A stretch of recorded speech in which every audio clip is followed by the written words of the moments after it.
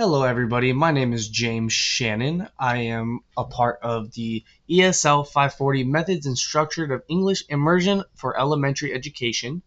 I am doing my presentation on Arizona's approach to language development, ideas, programs, and practice.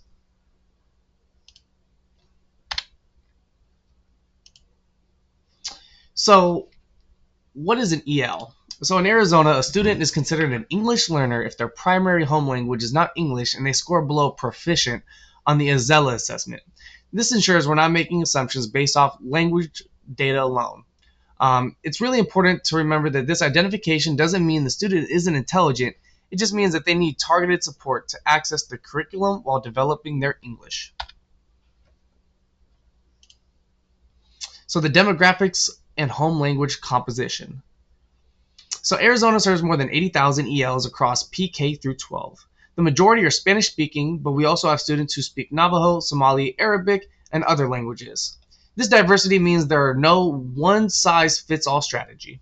I think it's helpful to approach each student with curiosity, ask about their story, background, and schooling experiences. It helps us meet them where they really are at. The difference between structured English immersion and sheltered English instruction. So there is two differences. Structured English immersion is Arizona's main model for English learning instruction. It requires at least 2 hours daily of explicit English language development.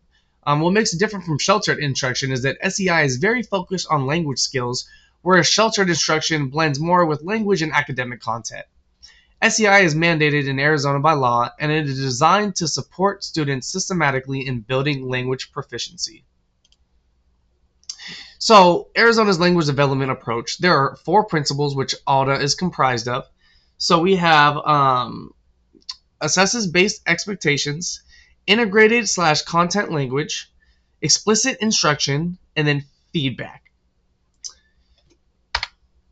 So, for the first principle, we have asset-based behaviors and expectation. So this principle, really talks to me as a future educator. It reminds me that multilingualism is a strength and not a barrier. We need to make sure the students know that they can still speak their home language, experience their culture, and all of that fun stuff while still learning English. This kind of validation can help build trust and help students engage more in their class. It is also not about fostering strong relationships, but also making sure that you see the student all the way through and not just by their test scores. So the second one is integrated instruction in disciplinary language and content. So in this principle, we're asked to teach both language and academic content together.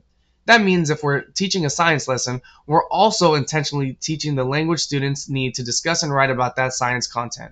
We scaffold instruction based on proficiency levels, and we use real academic tasks, not just isolated vocabulary drills. Principle 3. So here we focus directly on the language. We teach grammar, vocabulary, syntax, whatever the students need to understand and use English effectively. This type of instruction is structured and it's not random. And it aligns with the English language proficiency standards so we can differentiate for each student. And the last principle, which is assessment, monitoring, and feedback. So ongoing assessments help us track progress and adjust our teaching. In Arizona, we use the Azella to assess English proficiency annually. But this principle is also about formative assessment, daily feedback, student self-reflection, and peer interaction. Students always need to know how they're growing and when they have support and where it is at. So student agency. So student agency is a key outcome of this whole model that Arizona has put together. When we validate students' experiences, give them choices in how they demonstrate learning, and help them reflect on their growth, you can start to see them believing in themselves. That sense of voice, confidence, and determination is something we want every student to feel, especially our ELs. So some of these are the approved SEI models. They currently offer 4 SEI models. The newcomer model helps recently arrived students transition to U.S. schools. The pull-out model gives students focused language instruction outside their regular classroom. The 2-hour model is more intensive, and the 50-50 dual language immersion model, used with a parent waiver, teaches in both English and the student's native language. Each model has its place depending on student needs. Identification and placement of ELs. So every new student fills out the home language survey. If any language other than English is listed, they take the AZELA. That is how we determine if they qualify for the services. If they do, we notify parents and begin appropriate placement. Students will remain in those EL programs until they test proficiently. Even after reclassification, we will still monitor their progress for up to 2 years. And last but not least, Azela accommodations and parent rights. So Azela accommodations are available to support ELs during testing, things like extra time or simplified directions. Parents also have the right to refuse services, though Azela testing is still required. It's important for families to be informed and involved in decisions, which is why our communication with them must be clear and consistent.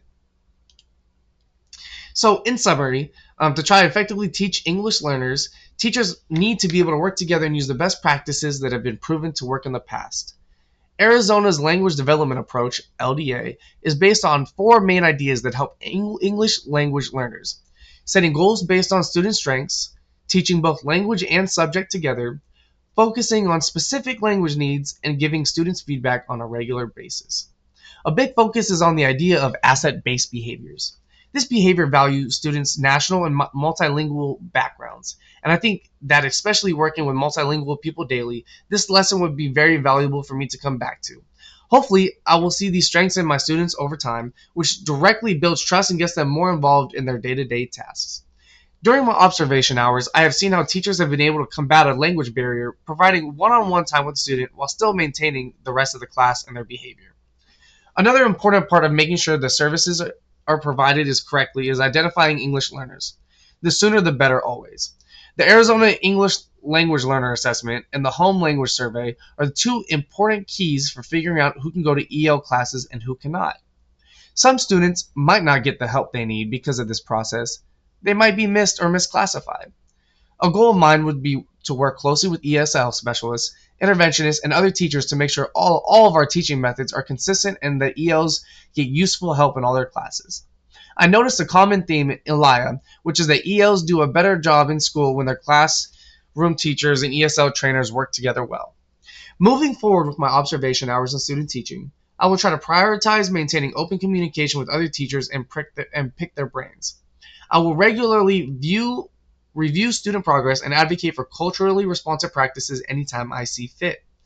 I also want to engage families in the process by providing clear information about EL services and ensuring they have a voice in their child's education. By combining all of these efforts, I know I will help foster a learning environment where all EL students feel like they have the same learning opportunity as the rest of their peers. Thank you so much for listening to my presentation and have a great evening.